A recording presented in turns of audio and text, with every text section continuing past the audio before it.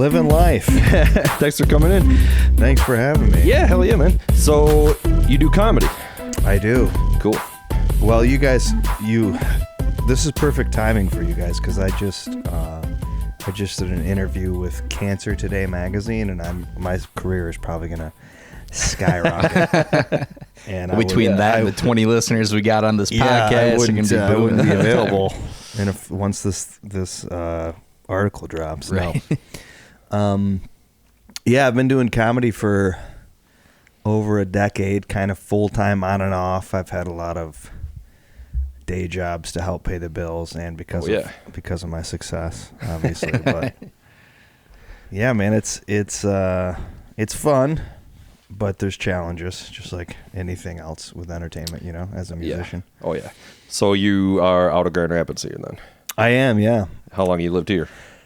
I was born here, and then I actually moved to Whitehall in the Muskegon area. Yeah, we know Whitehall. Like 4th grade. We're from Muskegon originally, both Are of you? us. Nice. Yeah. So yeah, I grew up in Whitehall, and then graduated from high school. Not a lot of opportunities for comedy in the Whitehall area. Yeah. Or even Muskegon. I think I actually did. One of the first shows I did was at a place called Dreamers. I don't know if it's still there downtown Muskegon, but real nice establishment. Sounds like a gay bar, dude. It may have been. I wondered why it was just all dudes. I mean, I guess. You sure that's why they booked you? There's gay girls too, but yeah. So, I came back here shortly after graduating high school, and I started working downtown in the Bob, the big old building, because there was a comedy club in there. Yeah. Oh yeah. And Dr. Green's started baby. doing mics, and then just kind of decided that it's what I wanted to do, and I'm doing it now. Sweet. So Very cool. What's that been? 10 years or something you've been into it then? Or? No, it's actually probably it's been over 15. Oh yeah. Okay. It's comedy. I don't know what it's like as a musician, but comedy, when you first start, you round up like, I've been doing it for 5 years, and it's been maybe 2. And then the longer You are correct. The cat just hit the soundboard. Triggered the soundboard. the longer you've been doing it, though, you're fine. That's going to be the best part of the cast. The longer you've been doing it, you start rounding down because it sounds worse, Yeah. Because people are like, because there's you're not headlining right, Leno or whatever. Well, with entertainment, it's like that's the only thing. The general public doesn't get that you can do it for a living and have some form of success, and especially with comedy, people they almost make the assumption, well, if you aren't on television or you don't have a Netflix special, then how funny can you be? And right. Well, that's got to be such an underwhelming majority of people. It's 1%. Yeah, exactly. Yeah. It would for a musician, it would be like, well, you didn't do. You don't got a Billboard top 10 yet. Yeah. What the hell are you doing there? Right. It's stupid. And it's anytime I've argued with people on the internet, which is in the past been more often than it should be, everybody's go-to, any internet trolls, you're not funny. I don't even know who you are. You haven't been on Netflix. And it's like, well, Yeah, it's also me and a lot of other people. There's a geographic thing about it too. Like if you're in West Michigan, of course, like those right? aren't There's the comedy hubs of the world. There's not a lot you can. I mean, nowadays with the internet and social media and things of that nature, I think it's less of a necessity to move to one of the coasts. But still, yes, if you're in a bigger market, you're gonna be in front of people that could do things for you more often, and it's still a lot more likely things are going to happen for you if you live in New It's York crazy or now, though. There is so much comedy, so huge now that there's so many places, like even in Muskegon and fucking Fruitport where we're from, and like there's places doing open mics and shit everywhere because it's just so fucking popular due to mostly our show being such a huge podcast. But besides that, you got guys like Joe Rogan and stuff that are ripping us off. So other lesser casters, if you will. Now too with him, it's fucking Austin's the fucking spot. It's just blown up. Well, into, especially over the pandemic, a bunch of people, and because they were a lot more open with restrictions and things with COVID. A lot of people made the move, and then once once he was there, obviously it was like that was the new place Yeah. comics were going. Just brought all his friends. They were like, "Oh, I can go there and meet Rogan, and then get on." There's a show called Kill Tony where he just, basically he shits on comics and people think they're gonna get famous in Austin now, which good for them. I wonder And if some they've of them got have. pics of that shit online. I've never really thought to go and check out the mothership. It sounds like you listen to the podcast a little bit. Yeah. Rogan and I Clips assume ours mostly, as but well. the club, the mothership, I think's only been open for a couple months now. But it looks awesome. It's sold Yeah, out it's for supposed to like be pretty 3 good. years out right now or something. Oh, and I'm sure you can't.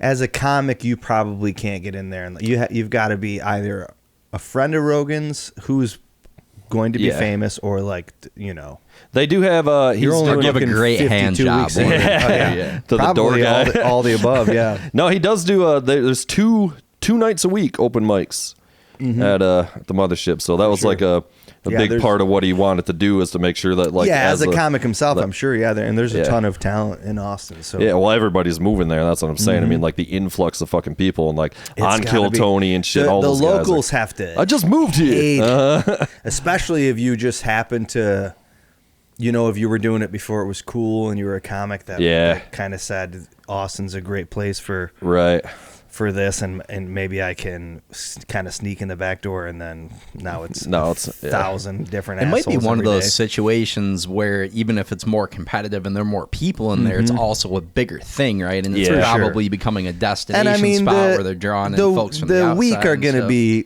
weeded out. yeah.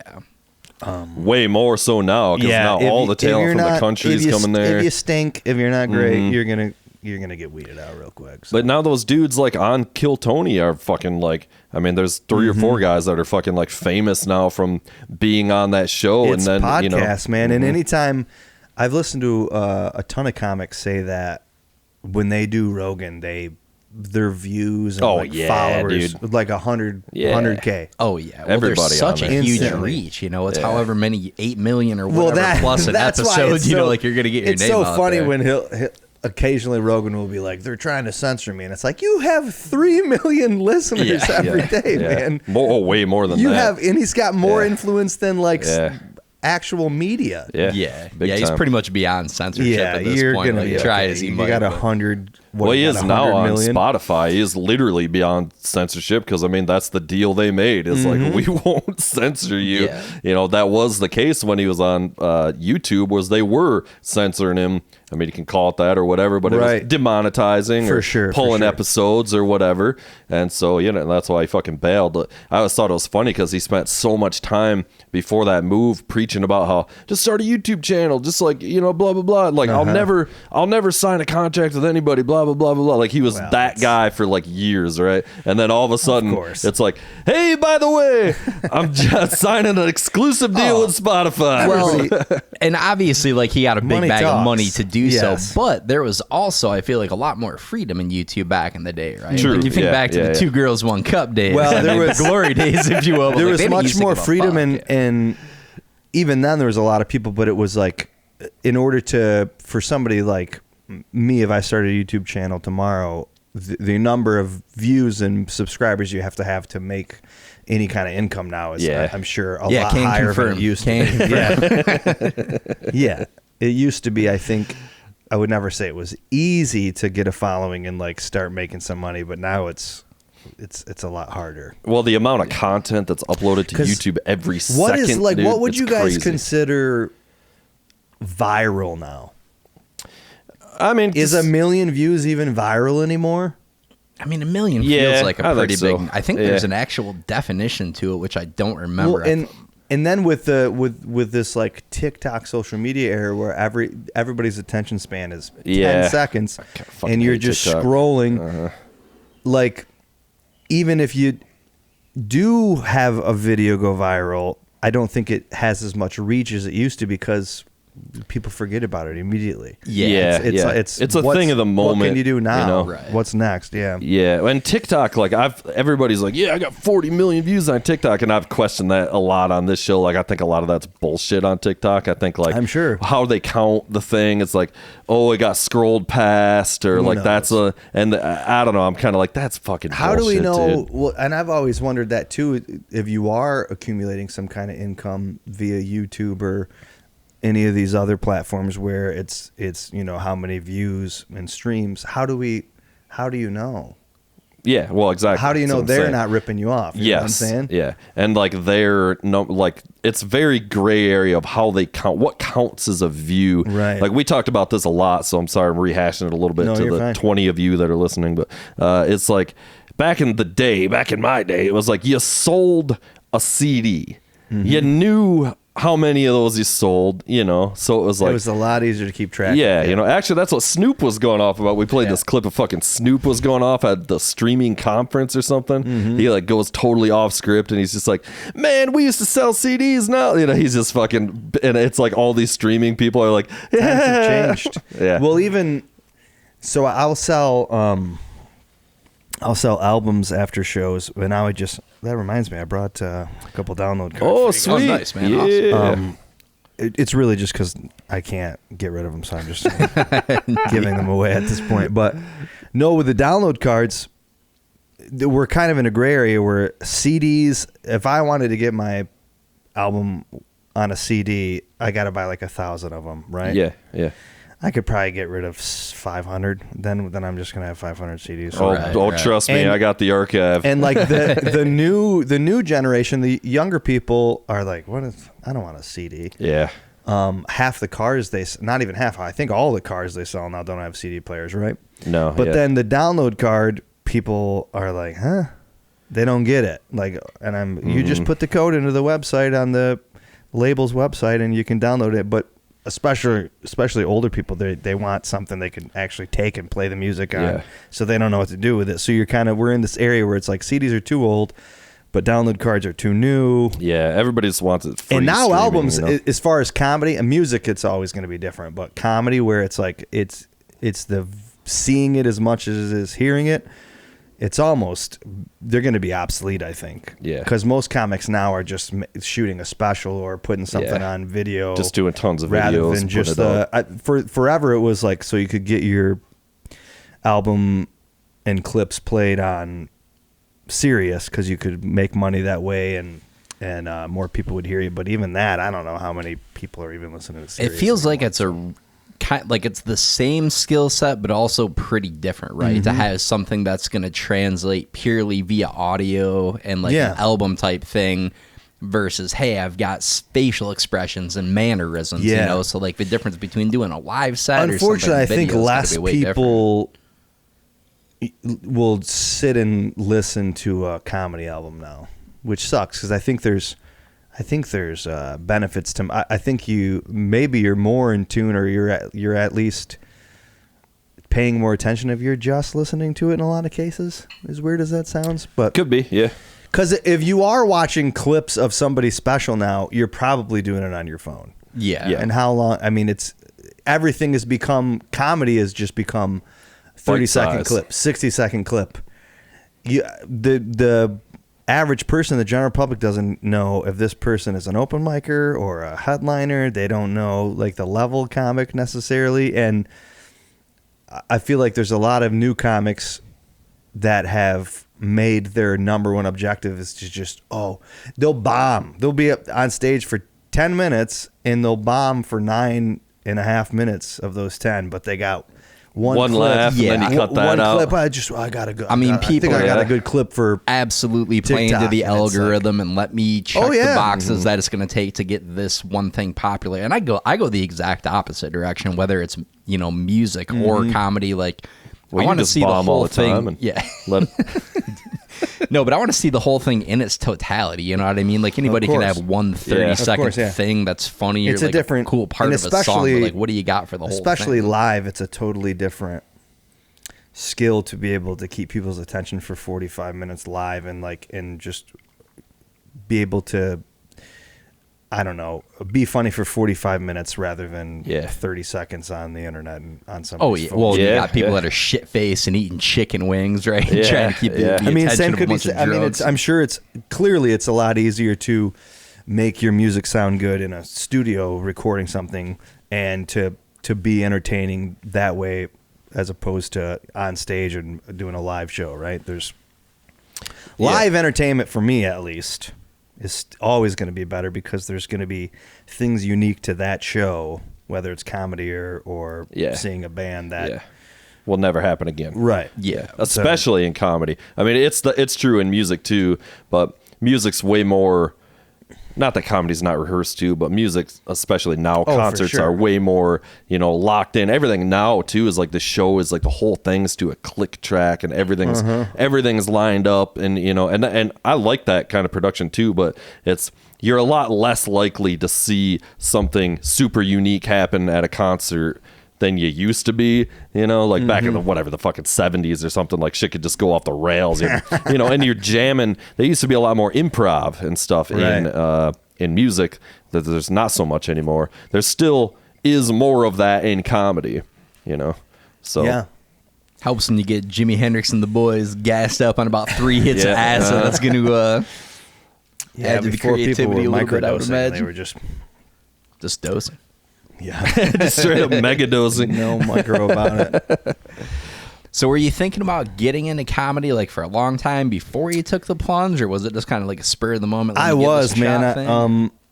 It was, for me, it was always the cliche class clown. I think I was even voted. What are the stupid things they do? High school yearbooks. Most likely to fail at stand-up comedy. Yeah. Nailed it. Class comedian or some bullshit. Right. Class clown, all that shit. And I was always I was an idiot. I certainly I wasn't a fighter. So I was the asshole that was like behind 4 of my friends in the corner. Right. Talking shit. Yeah. So I was always an idiot, and especially now, man, the way my brain is wired, I don't know that I could do anything else. So it's kind of always been what I wanted to do. Cool, man. I saw some of your stuff, so you've been out and about traveling a little bit. Looked like you did some sets and stuff in Chicago, I think I saw. Yeah, I used to travel a ton more before I had my son, but mostly Midwest, South, the East Coast a little bit. I haven't really been out West because it's got to make sense money-wise. I can't afford to fly anywhere to do most of these shows, but I used to travel and do comedy at colleges because I was also hosting a game show, which was if you enjoy life and you aren't depressed, I challenge you to host a game show at colleges. Not even like, I think the biggest college I ever did was St. John's or something in Manhattan. That was cool, but a lot of these places were like, we're talking like a community college in Arkansas. Yeah, and man. I'm hosting this game show at noon in a cafeteria. It's a hell of a way to cut your teeth in that industry. Well, I mean, it's so, that was soul sucking, and I only did it because I could do the stand up as well for this same company at these colleges. But yeah, I mean, if you can keep people's attention for an hour doing that, then stand up doesn't seem that bad. Yeah, a lot of comedians have said fucking college gigs are just brutal, and so many people does them. I don't know. Do them. I guess maybe if I were doing them because I was close, I was like late 20s. I was old enough that I felt weird. Like it was sad. You're like, oh man, I'm the old guy. Yeah. Community colleges, you'd have some older folks at least, but. Yeah, it was a ton of driving. Like there would never be a night I wasn't driving at least 4 hours, and usually it was more than that. And sometimes they'd fuck the schedule up, so I'd do like a night show, and then I'd have to be some place at 8 a.m, and I'd have fuck that, dude. Yeah, I'd have brutal. to make an 8-hour drive, and I'd call them and be like, "This is physically impossible for me to do," so they'd have to cancel one, and I remember I was at like the border in Texas almost. And I had to go to Philadelphia, and I had put it in my GPS, and it was like around noon at the time, and it said like, arrival time like 12:15 p.m. And I'm like, 15 minutes? Oh no, 24 hours. Oh, Jesus, man. Yeah. That's brutal. That college audience has to be an especially tough crowd. Too, Yeah, especially now. I think it's gotten much worse than this was early. Had to be. Well, no, probably 2010s, early when I was doing it. You got no attention span combined with no attention span. Everybody's triggered on the slate. How can you even be funny? Yeah, and everybody's got to think. Everybody, everything that first year at college. Like you're the smartest fucking person in the world, right? You're out from mom and dad's thumb. You learn 2 things in a psych 101 class because you don't really know what's gonna offend people. Yeah, and a lot of them, I mean, they pay pretty well, but they ask. There's a lot of restrictions. It just doesn't seem like the art. A lot of corporate stuff is the same, where it's like this pays well, and like you gotta have that guess too. I'm getting laughs, but it's like I also need to eat. It's a very watered down version of what I want to do. With the corporate gigs and stuff, are they way more constrained in terms of what you can and can't say? Like, are they putting 100%. Up guardrails like crazy? It's like, I mean, most of them are all the stuff you'd suspect, like, sex, drugs. So what do they do? Do they hand you a piece of paper? Do they sit you down? It's typically like an email. You'll have an agreement. Yeah. Where, hey, I mean, corporate stuff is you can just go right in with the assumption that it's going to have to be PG-13 at the best as far as adult content. And most are like, I mean, it's like everything from, or they'll ask you not to like make jokes about the company or this and that. The CEO or something. I mean, so it's, Listen, you can't talk about the CEO fucking his secretary last year. I did a show at Calvin College last fall for like a group of that's got to be that's a religious group school of nurses too, right? That whatever the profession is, where they're taking care of people that are going to die, essentially, like hospice thing. Hospice, but there's another end of life care, whatever the hell it is. But so you can imagine the subject matter that they were talking about was dark and stuff, and they were actually fine. Yeah. And I got away with some stuff I didn't think I could. Dude, people in that kind of industry and like EMTs and shit have like the darkest senses of humor because they they have to. It becomes to, like, I'm sure you're numb to a lot of normal stuff that would make people break down and cry every day. So. Yeah, my cousin did the EMT thing, and I mean it's known that like those guys also have can't imagine I've never had a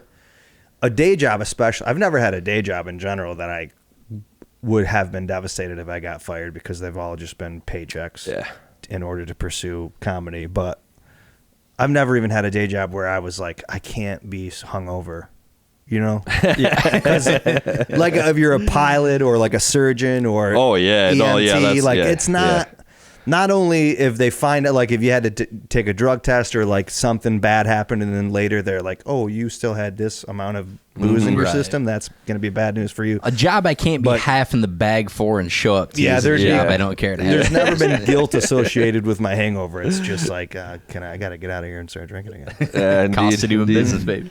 You still have PCP in your system? Like, what is this? Well, I'm awake. Indeed. It's like, I had to do that because, got too fucked up on other stuff last night. So speaking of day jobs, I actually just quit. I worked out at a place, I call it the Evil Empire. I won't say the name of the company, but we'll just say Scamway. Nice. Oh yeah. And I didn't actually work for them. I was never hired in. I worked for a temp company, and the only appeal was the schedule, because I worked Monday through Wednesday, long days, like 12-hour days. But then I would have the weekends to travel, do comedy, and I could be home. Nice. Home with my son. Yeah, it was a cake schedule. I mean, the long days, but it was like. Yeah, it's like those days. It's like you're just that. Like those days are blacked out. Oh yeah, they basically didn't exist, because I'd get up. I'd go to work, come home, eat, shower, go to sleep. Usually wouldn't even see my son, which sucked, but was there years before I had my son. And I mean, I would leave that place and I wouldn't think about it until my alarm went off the following Monday. Like there's beauty in just not giving a shit. Like it was just a paycheck, and I really didn't. I was like a coordinator, so I was in like a management position kind of, and I was in charge of a team, but I still really had to only use a small percent of my brain, which was good, because a lot of the people that they got in there, it was temp work, so I mean a lot of the people only had a small percentage of a normal human brain. But there was definitely a divide between like the temp and the hired in, even though a lot of the people hired in started as temps, and like we even sat in different places in the break room for lunches and breaks, which was weird. It was like a high school cafeteria, and I could see that, especially at they that would place. constantly like want you to apply to be hired in, and they'd be baffled if you said you didn't want to, because they just didn't understand, because like, well, why wouldn't it? And it wasn't even they want like you to join the cult. It wasn't even a money or like a insurance or stability thing. It was more, they were like, you don't want to be better. You know, like, well, that's how they get. They definitely look down at you, but that place, dude. Every day they would use terms like they'd say shit like "let's win the day," or like they would say "live to serve" and shit like that. Live to serve, Lord. and I'd be like, no thanks, man. I'm all set on the little cute like that Mondos is stuff, straight up cult like shit. Like no, I have no desire, and I can honestly say, hand on my old man's grave, I would not trade places with any of those people hired in. Like, Would I appreciate a better paycheck most weeks? Sure, but like to say, oh, I just make powder, like a nutrition supplement for a living, and this is what people were there for like 20, 30 years, just I've known dedicated people their whole that life. like did that, got hired in and stuff, and like literally like lost touch with it. Is a fucking cult. Lost touch with their family. That's and what I'm saying. Me like, and friends, and they were like, they'd be saying shit like, finally after all these years, I feel like I have a family that and all this stuff. Especially as someone who has kids, someone with other ambitions, like any form of art, whether you were a musician or comedy or painted or whatever. Like I so much of that I do think is like a flame that's lit, and like that flame can go out if you just ignore it for a long time. Life can crush your soul real goddamn. I don't like those little mantras, man. Like David Koresh had a lot of cute mantras and stuff as well. I've seen work out too well for those good So much can be said about like stability and financial, like, you know, but there's plenty of places to work that you don't join a literal fucking cult, dude. That I don't want to hear any of this live to serve shit. No, dude. No. Fuck that shit, dude.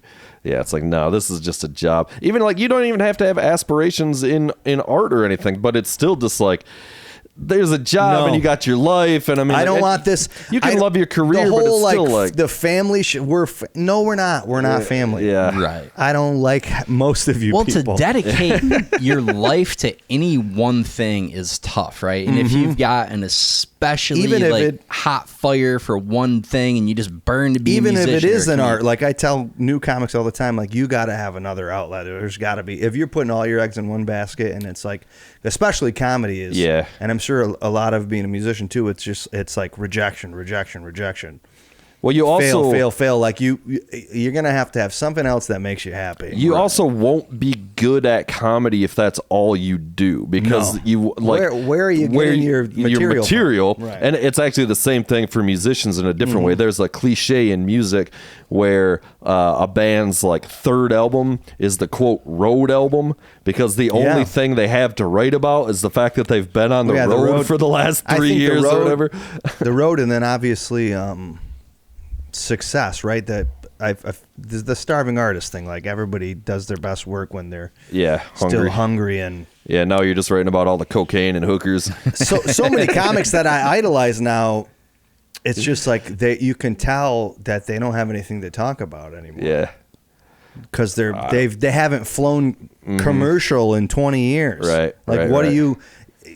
I don't want to hear you complain, because it's like, what do you have to complain about? There was all Rogan that's left is like, well, I'm not allowed to talk about this. Rogan always talks about this quote from I think it was Bernard Hopkins, but some super famous boxer back in the day, who said something like, it's real tough to get motivated and run 10 miles when you're sleeping in silk sheets. You know what I'm saying? Like, there's nothing driving you. I can't imagine. Going, like, he always talks about the importance of these comics still playing the clubs too, because it's like, or doing the road and playing clubs, because like it's much different than like a theater, right? And if you're famous, then they're coming there to see you. They're already pumped to see you. You got a lot more leeway, way more leeway, you know. So like he's like, you got to still be. I mean, he doesn't. And have a lot of people too. Half these guys don't. If you paid like $60+ $100, whatever you're paying to see some of these people in theaters, you could sit through probably 30 minutes of them not doing very well and convince yourself that it's better because you paid the money to see it. So and so. Right. Yeah. Well, and just that inherent, like, oh, this guy's in a big forum and people came to see him, so it's got to be funny type mindset. You know? He always talks about on that shit too, that in fucking Boston, how they used to bring on these guys who were quote unquote big comedians, and they'd fucking bring all these Boston killers in that were the club guys, and they'd fucking, each one would go do 15, and they'd be 4 Boston killers, 15, just setting this guy up for the fucking Sharks, you know, and he'd come in and he's been doing a sitcom for 6 years, and he's got no material, and he comes in and people are just like, boo, you suck. Right, which is hilarious. All the locals in there, it's a wicked piss, and the Sox got the smoke glass. Well, and again, back to the, people thinking that how funny can this guy be if he's not on television? It's like a lot of the times the people who are on television are stand-up wise are better because that's all they're doing. Well, that's what they're doing. Yeah. Right. Yeah. It's a different thing. It's excuse me. It's crazy how it used to be the path for these comedians was like getting a TV show. Mm-hmm. Like that for a long time, that was like the fucking gold standard, and now it's like, I don't give a fuck about like who's doing sitcoms, The sitcom thing is, I mean, how many comics are even doing? It's just the whole format's died. I mean, sitcoms TV for the longest time, it was a more realistic goal. At least was late night television, and it hadn't been like Carson. You would do it, and you would literally be famous. Yeah, overnight. that was like when there was like 15 comics in the. If Johnny gave you the thumbs up, dude, you were and straight. Even Letterman, it had a lot more pull. And now there's, I mean, don't get me wrong, I'd give one of my testicles to have been able to do like Conan or something. But I know guys who've done Conan 3-4 times. Nobody knows who they are. Yeah, they're standing in the same lines to try to get on like open mics in LA that everybody else was. So it already kind of wasn't the same. And now that's not even there's only what I think that the Tonight Show, Fallon has comics on every so often, not very often, and then I think the British dude later maybe has people on occasionally, but that's not even a show anymore. The big dude, forget his name. Oh, James Corden, was it? Yeah. That's not even a show anymore? I don't think so. I think they called that like a year ago or something. Oh, okay. Yeah, or I don't know. I'm so not up on it. It was what we're talking about. Yeah. Like who's actually watching. Well, they say even those shows, I think 90% of the views are via it's YouTube. It's the videos. People watching them on their phone. Carpool karaoke. Well, and that kind of ties into exactly why it's different now, right? Like if you think about it, that was essentially the only form of media to get your face out there and get your presence. And everybody was watching in a sitcom, but now there's fucking YouTube and TikTok and all this other bullshit. I mean, how many people watch anything live now? Even if it's a television show, you're probably waiting to watch it on a streaming platform where you can just binge the whole thing. Turn it on when you want, which is awesome. TiVo that shit. Yeah, I don't ever want to go between back episodes. Nothing pisses me off more when I go to I want to binge it and it's like I gotta wait a whole week. Yeah, I kind of love it, man. It brings you back to the old school days, and there's something about that anticipation. Yeah, for sure. I like the binge thing. That's a little bit separate from what we were talking about because Netflix really started the binge thing where they dropped the whole season at once. I'm a big fan of that because I forget what the fuck is going on. Like, so like if you're able to watch the whole thing, right, and it's like for me anyway, it's like, oh yeah, I'm way more in depth on what's actually happening here. Or if you come back a week later, it's like, yeah, I've been at work all week. Well, now I get sidetracked and I can't even remember like which episode I've watched and which I haven't. So. Exactly. So that's why I do like the binge thing. It's like I'm balls deep in this one thing right now. I'm going to take a week or two and watch it, and I'll actually be into it. Over COVID, before my son was born, I was just... binging, watching a pathetic amount. Binging. What's like your favorite shit? What kind of shows you like? I like anything true crime I'm into. Yeah, but, dig that too. Man, I watched. I crushed Boardwalk Empire in like a week or two. I think anything with Heard that's great. It's bad, but now if I watch a show and like nobody's been murdered in the first 3 episodes, I'm like, what are we doing here? There's not going to be any violence. Somebody's got to be losing a limb or something. Yeah. Breaking Bad obviously was awesome, and there was a lot of like comedian cameos in that. So yeah, Bill Burr had a nice little arc on there. Burr, Lavelle Crawford was big fat black comic was in that for a while. Man, I didn't realize Bill Burr was on that shit. Oh yeah, that's hilarious. Oh yeah, he was like one of Saul's muscle henchmen type guys. Yeah, he partnered up with that big black dude. That's Lavelle Crawford. Yeah. Oh yeah, he's a comic. Okay. Yep. That's hilarious. Just so yeah, comics. Man, anything like crime drama, I'm super into. Yeah. Nice. Sopranos fan, then I'm sure. Oh, I loved, and I was late to the party with The Sopranos. I was a little late my own self. I got in about season 3, so not super. I mean, late, I didn't watch it until like it had been off until it was done the air for. I think, the lead Gandolfini was still alive when I started watching, but then probably passed away shortly after.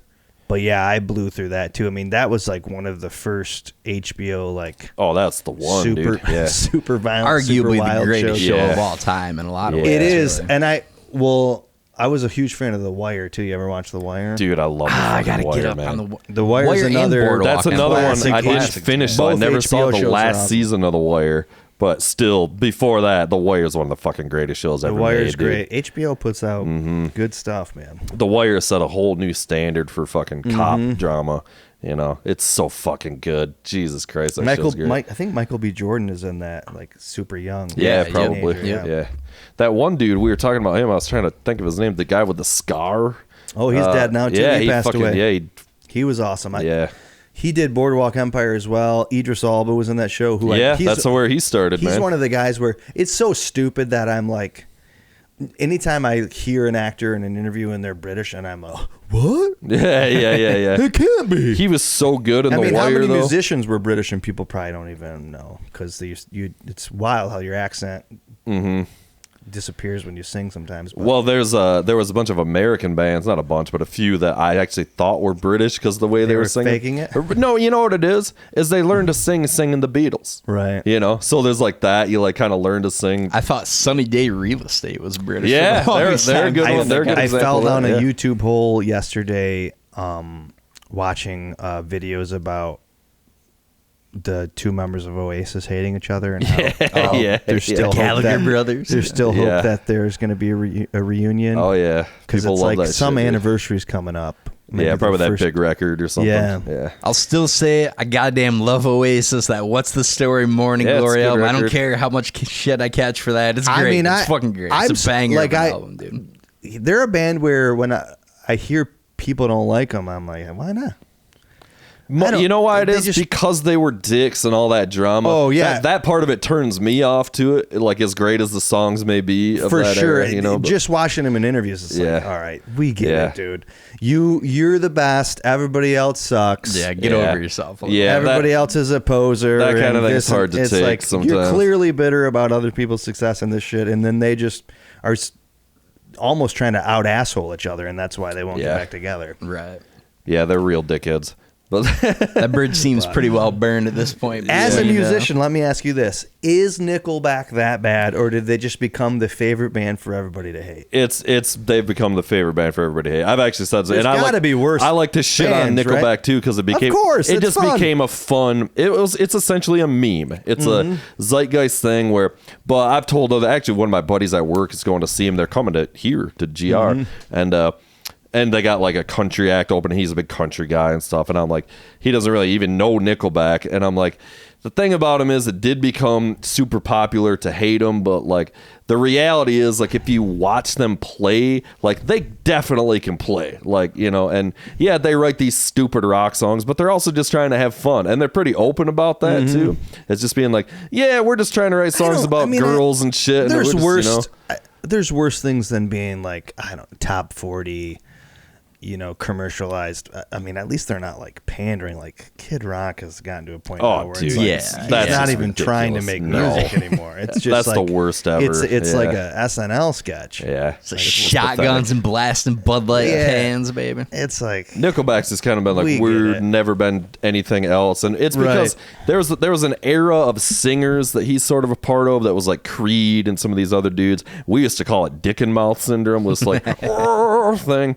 And like he was kind of part of that, and it was right on the tail end of that. So kind of like that's part of it. But like also like their records sound fucking great.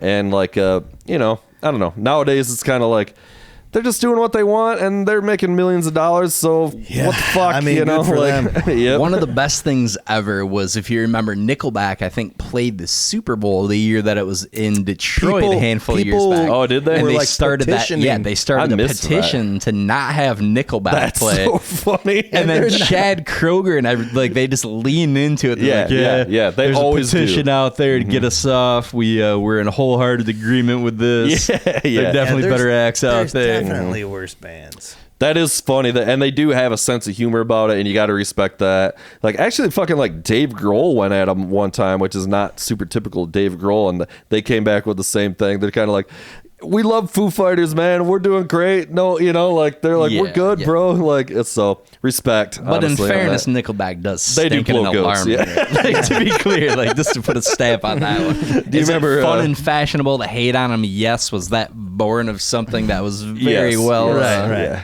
You remember one of our best friends, fucking Mike Swanson, who's a super funny dude. He had this whole Nickelback routine that he used to do, man. And like, I can't do it because it wouldn't make sense or anything, but like his Nickelback impression was Canadian, fucking right? great. Aren't Yeah, they are. Yeah, he married fucking Avril Lavigne and all that. Did he? Yeah. Good on him, dude. Yeah, that's what I'm saying. It's like, well, yeah, fucking. So he's What marrying happened to Avril her? Lavigne and playing stadiums across the world and making millions of dollars. So Must what be the nice. fuck? I got nothing on it, you know. Just hanging out with skater boys, fucking Chad Dude. Kroger, dude. She had a nice little run there for a hot minute. Speaking of terrible Yeah. music, that was She is so goddamn dumb, dude. I watched you know how I know this? I was into fucking Jay Leno's Garage, that show that he's doing now. He's got all his cars. And he takes her out on a race car track. Because she got, he was a big kind of, I guess you could say, supporter of her when she first started, when she was 16 or whatever. She started doing the Tonight Show and stuff. And so, she, has a lot of, thank you, Jay, for helping me out when I was 16. And so, anyway, he fucking brings her out into a racetrack, so they're going to go 200 miles an hour or whatever. And so they're doing this sort of candid thing in the car. And I'm just like, this is almost unwatchable because she's so goddamn stupid. You can't even watch it. Yeah, just a teen girl. Yeah, I remember at that time can though only with her imagine. people though, like moms and shit, were like, we really like Avril Lavigne because she's not Britney Spears or one of these other chicks, and she's Yeah, like, she was she's like the wearing, anti-Britney she's wearing Spears. clothes. They were like, yeah, she's like, my kid wants to be Britney Spears, and she's 13, and she's walking around fucking naked. Look So look like, at Britney now. yeah, right. What a shit show that's become. Yikes. Yeah. I don't really follow that exactly, but it's like, how did this? I don't either. like- I just saw a couple clips of her on the internet. Well, there was the whole Honestly, I free feel- Britney thing. I think mentally ill. She needs help. Yeah. Seriously. Well, Speaking of, there's a little, just throwing this out there, a little Britney Spears news. They're doing a new musical, I believe, with Justin Warini of American Idol fame. don't know Yeah, who that's that right. is. The great Justin Warini. see that Latin little dude? Did he have, tribute. did he have curly hair? Yeah, he had Yeah, like with the fro or froze, whatever? yeah. Okay. That's like early American Idol Oh, days. yeah. Season 1, I believe. Him and Apparently, Kelly I just Clarkson. heard that sounds like Ryan Seacrest might be the new host of Wheel of Fortune.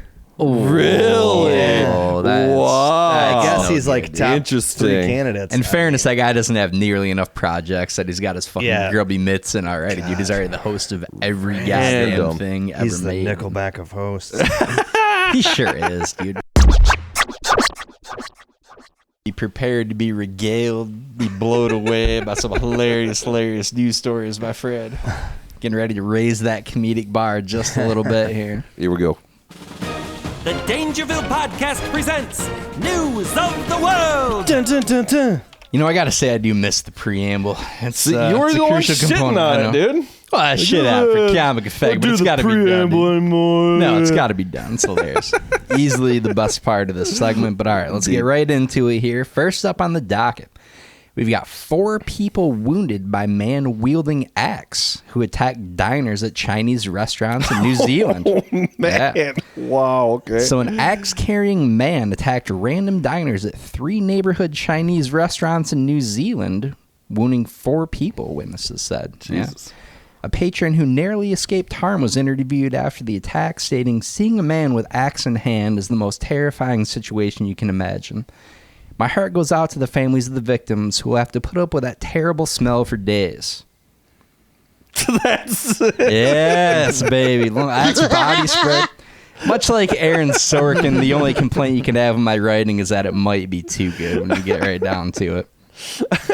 I thought it was something about the Chinese smell. Axe materials, crucial misdirection. Right. That's an underappreciated joke. Maybe some of the finest work I've ever done in this segment here. I feel like axe is not that bad. I was rocking some axe for a little bit. It's because they overspray it. They're like, oh. Yes. Well, and it's usually it's like a Monster Energy decal on a truck. Like it usually is associated with a certain kind of person. Nickelback. Yeah. There's a certain threshold of douchiness you got to get to. Of course, yeah. And I'm an avid user. Affliction shirts. Indeed. All right, so we're 0 for 1, despite the fact that was fucking great banger material. I was just like, I was so looking forward to like hearing about this guy killing people with an axe. I was hoping for that's my favorite reaction, the 30-second delayed and then still not amused. But all right, we're going to move on to number 2 here. Young black bear wanders Washington, D.C. neighborhood. Oh, boy. Yeah. All right. So a young black bear gave residents of a quiet northeast Washington neighborhood a scare Friday morning when they woke to find a furry intruder wandering backyards and sniffing around garbage cans. Yeah. To let the black bear know that he wasn't wanted there and encourage him to leave, they leveraged the tried and true method of playing loud country music, hanging Confederate flags, and raising the rent in the neighborhood to an increasingly high rate. Ooh, we're off to a rough start here, gentlemen. Rough start. That's pretty fun. This wasn't a cocaine bear joke. I like it. Well, if you didn't like the axe one, you're going to hate this one. Maybe the worst joke ever written. Velociraptor statue heist in North Dakota. Yeah. Did you see this one? I did. I had nothing on it. So. By North Dakota, I of course mean South Dakota. Police are working to hunt down a Velociraptor statue that was stolen outside a South Dakota Arts and Science Center. Yeah. Though the statue remains missing, there are plans to recreate it using DNA from extracted mosquitoes trapped in amber that lived millions of years ago. Dude, the whole thing about that is like it was literally these fucking like they're 18, 19, and 20s. They're like these stoner kids who just fucking got high and went and stole this statue, which I can totally see. That's some shit weird. Like exactly. this. Oh god. And they were like, the story goes, they could clearly see the statue when police opened or knocked on the door. They opened the door and they just have it like sitting in their fucking living room. And I'm like, respect to these fucking kids. Yeah, that's hilarious. It's like, don't charge these kids. Come on, fucking. It's like, oh, weird, officer. Sorry, can't be of any help here. We'll let you know if we hear anything. We'll keep our ear to the street here and you know what's going on. Yeah, this is good-natured hijinks. Need to get right down to it. That's awesome. All right. So Supreme Court turns away these are terrible, terrible jokes this week. Supreme Court turns away veterans who seek disability benefits over 1966 hydrogen bomb accident. Whoa. Yeah. Okay. So the Supreme Court on Tuesday rejected an appeal on behalf of some U.S. veterans who wanted disability benefits because they were exposed to radiation while responding to a Cold War-era hydrogen bomb accident in Spain. Damn. Yeah. Unfortunately, the loss of their appeal marks the second time these veterans had something go wrong and blow up in their face. All right. That's pretty good. I'm going to have to allow that. All right. A little sympathy laugh from the crowd here. Smash! Smash! Thank you, Kai. All right.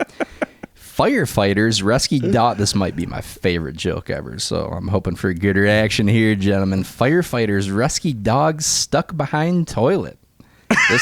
This is hot off the presses this morning. I was hard at work, on the grind this morning, writing jokes, baby, making things happen. A team of Texas firefighters freed a small dog named Tippy on Monday who was stuck behind a toilet. Tippy. Yeah. In response, Tippy and her stepson are suing the fire department for $100,000 in damages resulting from the loss of revenue to their once popular OnlyFans account. Wow. That's your best joke. That's great material, dude. I can't be helped. Damn it. We got to label these fuckers. I was going for something else. Much like Led Zeppelin, I'm just a little bit ahead of my time. They'll be fully appreciated until years after the fact. All right, and thankfully here we have come to the final joke of this lackluster segment. Hawaii volcano stops erupting, putting an end to stunning lava show. Oh. Yeah.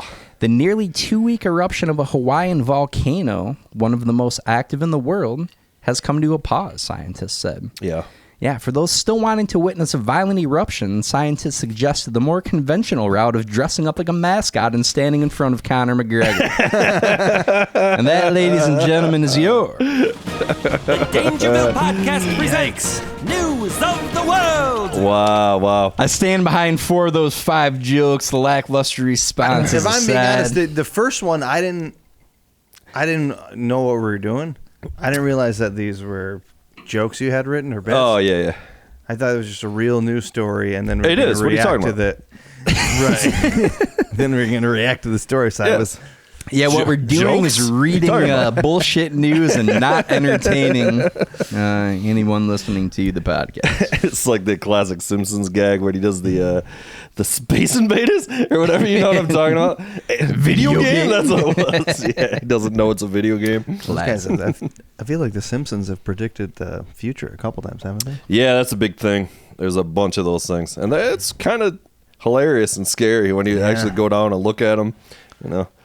President Matt Trump Groening on top of the game, baby. Yeah, does he even have anything to do with that show anymore? You know? I got to imagine. It's kind of one of those nameless, faceless credit type things. Yeah. Created it, turn it loose to the now terrible writing staff and let them do their thing. Did you watch Simpsons back in the day? Back in the day, Simpsons? all the time, yeah.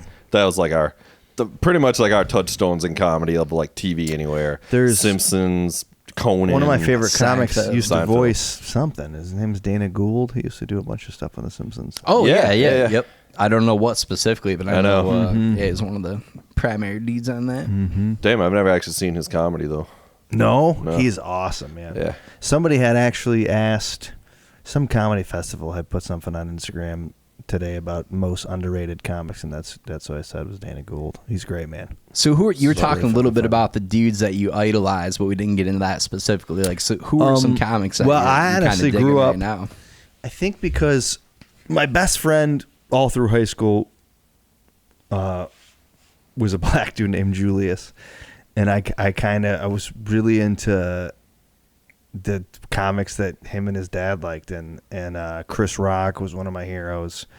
Martin Lawrence, Yeah, man. all the guys in Kings of Comedy. Mm-hmm. So I really grew up loving all these black comics that were like at the top. I mean, this was prior, obviously, but and I could obviously never try to be any of those guys, but those were the guys you grew up really loving. And then it turned into like CK and Burr, and Burr is probably still my favorite comic. That's the only guy. Tough to go wrong with Bill Burr. I think yeah. I've saw Burr 3 times. Were you 4 at the times? recent show at the Van Andel? I was. Yeah, so I was there too. Nice. Yeah. Yeah, the Fucking guy great. who opened up for him, Nate Craig, I've worked with a couple times, and he's originally from Wisconsin. I think lives in LA now, but he's super funny too. Yeah, he was good. He was good. His opener, yeah. Yeah, that's a tough gig to be the opener at those stadium gigs like that, or I mean, arena it's- gigs. I'm rather. sure from a comedy perspective, like nobody gives a shit about you, and Yeah. you're lucky to Yeah, get what you get. and but he's just leaning into that, but and that's what you got to do. from like a comfort, like just a cake gig. Oh standpoint, yeah. I I'm mean, you're sure getting it's- paid, you're and opening you know, for Bill Burr, yeah, and you're then on a you're bus. probably and, get paid well, yeah. yeah, no doubt. We got into a as pretty a big- comic, it's probably not great. Oh, sorry, man. I didn't mean to No, step you're on your fine. toes, dude. So we got into a pretty heated debate. You said you're a big Chris Rock guy back in the day. Did you catch the newest Chris Rock special? I from did, a and handful of months back? I felt like I didn't watch the whole thing. I'm really bad about watching Mm-hmm. specials now. But the part I did see, I Go on. I feel like I feel like I was underwhelmed. Go on. I just wasn't that great? No, well, and here is what I really what I didn't like was when he had like his big moment, because everybody we all knew what people wanted to hear him talk about was the Will Smith thing. Yep. And then he had like kind of stumbled over a few punchlines. Yep. Yeah. So they didn't work as well, which is like you wouldn't expect from Chris Rock. So you could it was that live thing too, because it was live on Netflix. Which so he was like nervous, unedited, and understandably, and nervous, and like he probably still feels weird about talking about it. But yeah, I mean, it's all these guys. Well, like I said, then he's like talking about I identify as poor. It's like, dude, you've been a fucking millionaire for 20 years. Way longer of your life than just stop. I don't buy it. Like you don't still. Too much shit about his kids. Like dude. how much of that shit care. is like, okay, you came from nothing and like you still have this mentality and all this shit. It's like, I don't believe it, dude. You're fucking rich. Right. I doubt you even go to the grocery store and get your groceries. I bet you pay somebody to go to the grocery store and get your groceries. Like everyday shit you don't do. I'm saying he's got no like, material. It's because they're not living real life anymore. Not hungry enough anymore. It's there's all these guys who put out a special every year, every 2 years, which is a crazy thing to expect somebody to do, or to expect somebody to be able to do that and still have like the same level of stuff. He hadn't put one out for a while though. He was pretty much out of the game for a minute because kids. You're and right, everything. man. I was kind of like, I don't know. You watch somebody long enough, and then it's a lot of it was like predictable, or you could see where it was going. There just wasn't that many jokes to me. No, it's just kind of almost like he's just going through the motions. Yeah. I don't know. It was okay. But yeah, we talked about it a lot after it came out. And it's like, and also like, no disrespect to Chris Rock. He's the fucking man. Everybody agrees on that. I love you that know, guy. He was one of my heroes. It's no Dangerville news segment in terms of comedy standards, but it's pretty adequate. Yeah. I think it's okay to, that's the thing too, if you criticize like Chappelle in any way, people are immediately like, oh, fucking, he's the I agree, he's great, he's one of the greatest of all time, but you can still say that like some of the jokes are lazy, or like he's talking about it. I was saying the same thing too about he's talking Chappelle. about it just because people are telling him he can't. Like it's I don't know. I'll say it, man. Chappelle's hilarious and he's great. I love him. It's not that he's not great, but I don't think he's as great as everybody makes him out to be. I don't think he's the funniest human being to ever walk the face of the earth. And people just jack off. It doesn't mean you can't criticize him or like say something. His last 3 or 4 specials weren't that funny to me. No. And this has been a big recurring topic of us with comedy, is like these specials from older statesmen, you could say, of comedy become less about comedy and more about philosophy. Right. And I'm okay with that, except for the fact that they forget about jokes.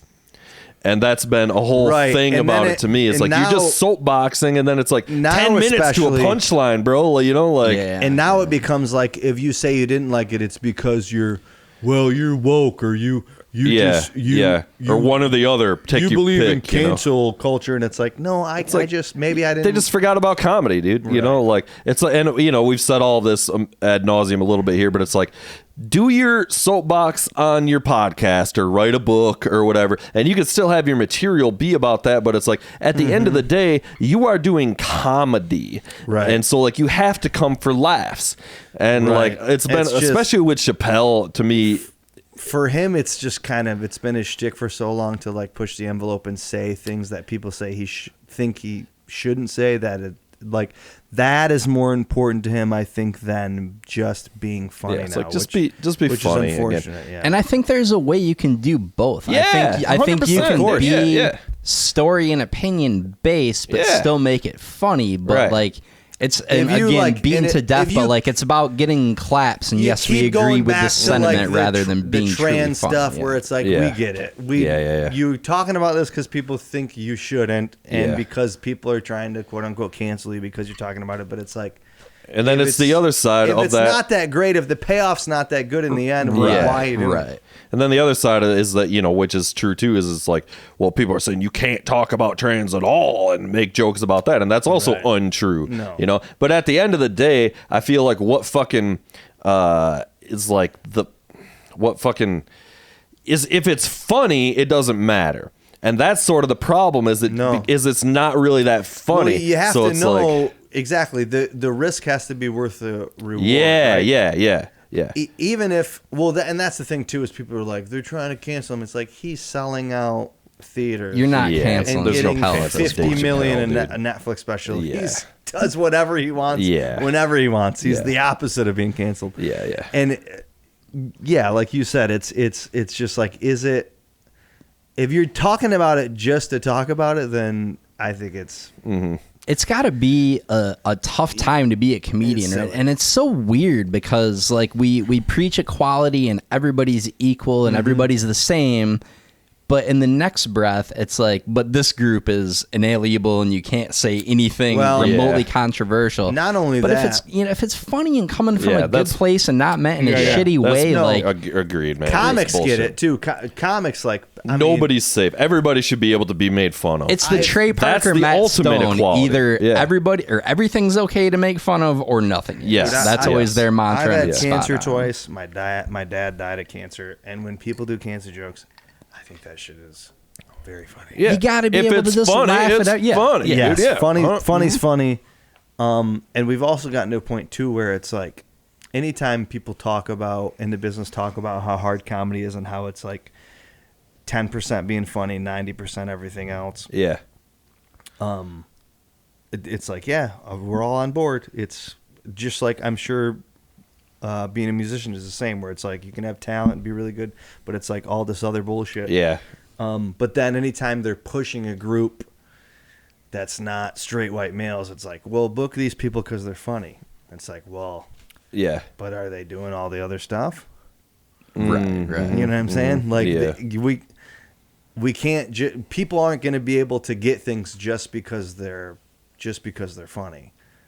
Yeah, which is kind of just where we are in the modern world of whatever social media and everything. Right. It's like, that's one of my biggest challenges, and I just kind of have stopped caring in my old age. Is to a certain point, is like I basically have time to either create music or promote music. Mm-hmm. And even this podcast, I have time to create this podcast or promote this podcast. And it's like the joy to me is in the creation, and I wish I had time to do both, but I don't. So I'm just like, I'm just going to create the art and put it out there. Nobody's ever going to hear it, but like those are my options, So that's and I mean, what I'm going to do. There's just so much stuff that you've got to do. Like, I don't have time to make TikToks. I'm not making TikToks, dude. I don't care. Yeah, it's a whole different animal now with social media and everything. So. Yeah, and all real comedian, and it's like when that becomes your full-time job, that's different.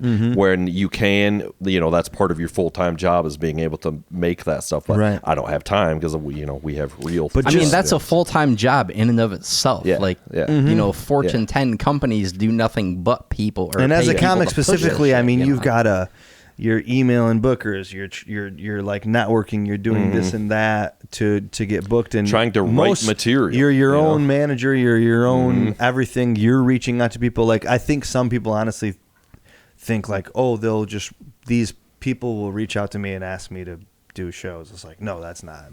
Well, they got to be getting bombarded by hundreds of people a week trying to get on their show, so they're not going to proactively many. go I out mean, and search half for of people, the. I'm sure, we are. Yeah. Dude, I send emails out to get booked, and I bet 1 out of every 10 even gets a response. Sort of a numbers game. Yeah.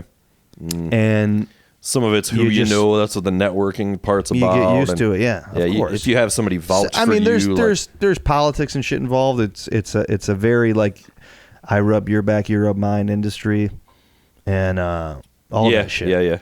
So I'm always curious. So you said you played a little bit down south, like Midwest and different spots. So probably enough to get a flavor. Like, how different are audiences like somewhere down south compared to here? I mean, do you feel like funny's funny? It still all really depends on the city, right? I mean, like we were talking about Austin earlier. I mean, that's for Texas. Austin's pretty progressive, right? It's a liberal city, and but even and for a guy who in a lot of ways leans left, I'll tell you right now, I'd rather do comedy in front of a conservative audience. Yeah. Well, They seem less tight. I mean, they'll get offended by different things, but you kind of want to mix of both. And even like as an older guy now, I just turned 39. Like I'll do younger audiences, and I'm like, oh, they don't.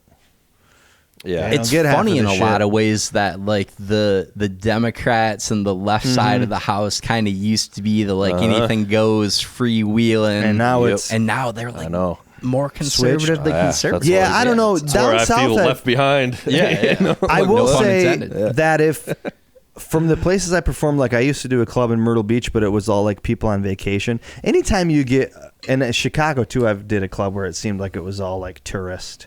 Anytime you get groups of people who are just like there because they're on vacation, or it's like, oh, I guess we could just do this tonight. It's usually a bad comedy audience, you know? Yeah. They're just doing it to do it. It's like, oh, we're at Disney, so those are the kind of people who heckle too. Yeah, you know? Those audiences make for. It's like if the room is papered, as they call it, where like they gave tickets away, and then there's just these people that are there because they don't actually care. That's interesting. I wouldn't have thought that necessarily, because my mind would have went right to like people are on vacation, carefree, more loose, and laugh and have fun. But to your point, it's they're kind of it's not the destination. It's not the thing they're going to do. It's something like they're like, activity. I guess it's here. And fans of what's funny know what's funny. I don't know. There's certain people. It's weird. Like when you meet somebody who's like not into comedy or not funny, and I don't even mean like stand-up comedy, but just not into like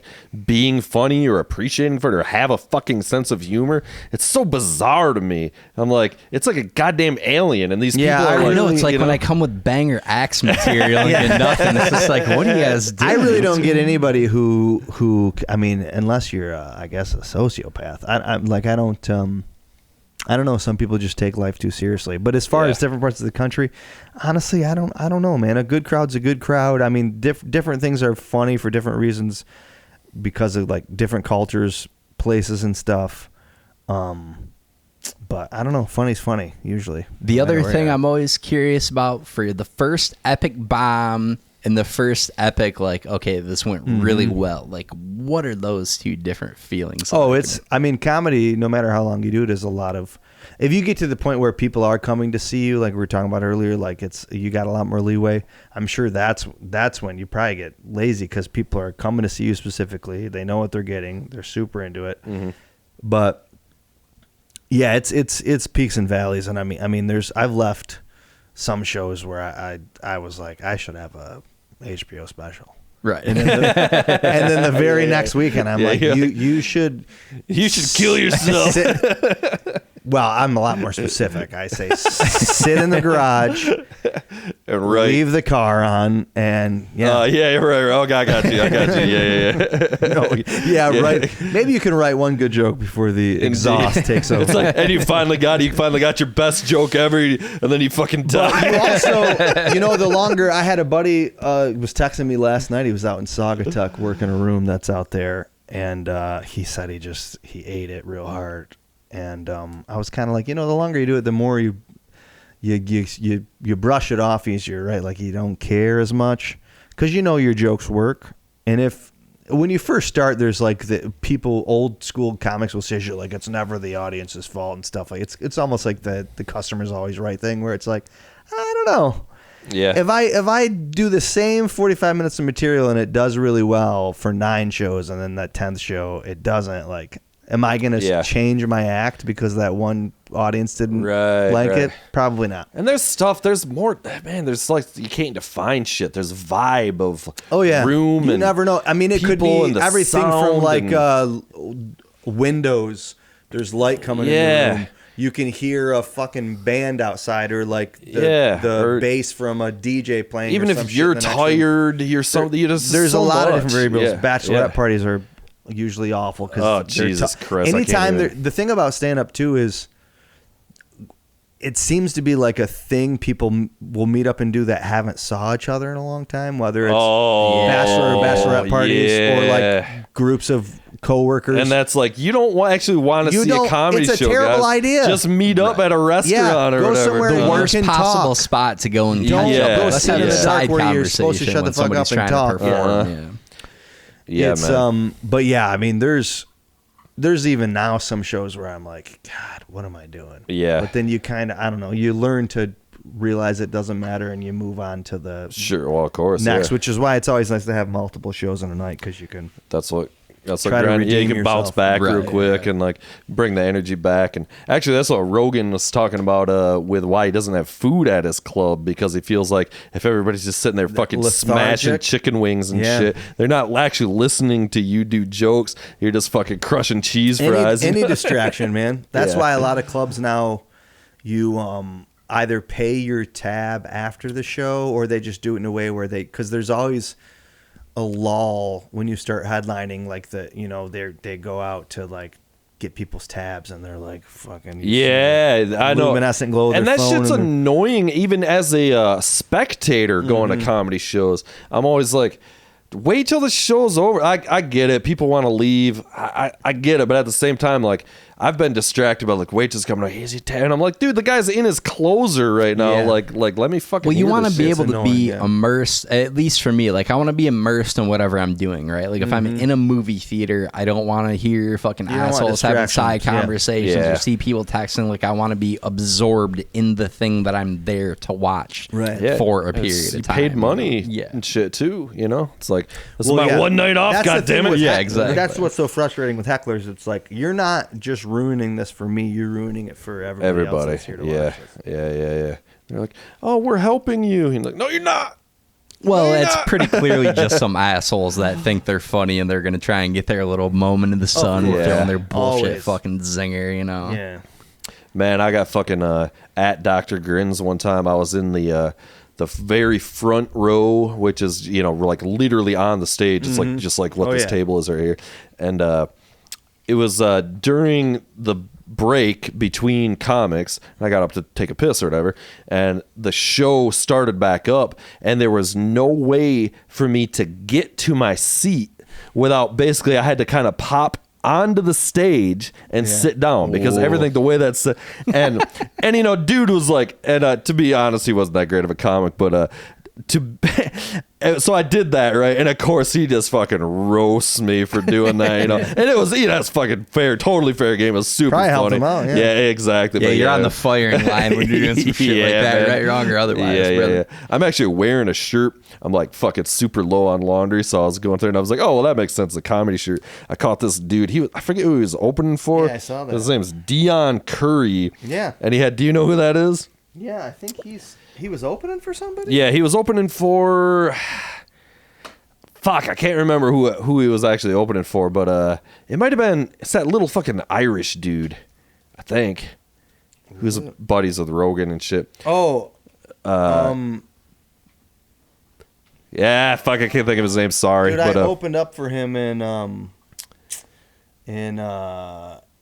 what's the super fucking poor funny man's dude. Vegas? Greg Fitzsimmons. Yes, it was Fitzsimmons. Yes. I opened for Yeah. him in the fucking place that. God damn it, New Jersey, shitty. Yeah, Atlantic City. or Atlantic whatever. City, Yeah, yeah, there you nice. go. You played Atlantic City. That's he's cool. He's a cool guy. Yeah, Very he was angry great. Irish man, but yeah, he's But yeah, this fucking Dion Curry thing, dude, was like, he was super funny. He was definitely doing a Chappelle kind of thing, and you could Isn't tell. that the guy who does Old Spice commercials?